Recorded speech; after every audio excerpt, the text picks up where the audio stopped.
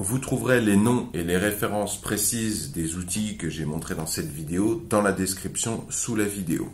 J'espère que ce retour d'expérience vidéo pourra vous aider à trouver des solutions à votre problème ou au moins encourager les profanes à prendre confiance et à se lancer. Si vous appréciez cette démarche de partage de solutions, pouvez-vous mettre un pouce vers le haut, s'il vous plaît, pouvez-vous mettre un j'aime.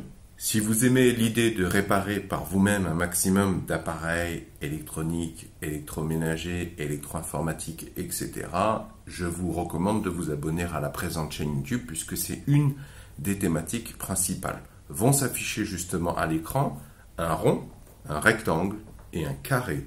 Le rond, vous cliquez dessus, ça vous abonne gratuitement à la présente chaîne YouTube. Le rectangle, si vous cliquez dessus, cela vous emmènera vers tous les épisodes de la même veine, uniquement sur cette thématique. Elle s'appelle électroménager et électronique. Il y a beaucoup de réparations pratiques de différents objets du quotidien.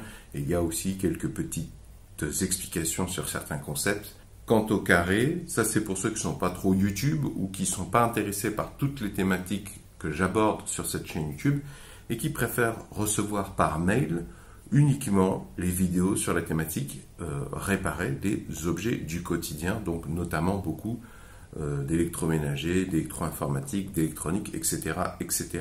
Donc si vous cliquez sur le carré, ça vous emmène sur une nouvelle page sur laquelle vous aurez la liberté, si vous le souhaitez, de me laisser un prénom, un pseudo, que sais-je, plus votre adresse email, et je m'en servirai pour vous envoyer uniquement les futures vidéos sur cette thématique et réparer des objets du quotidien.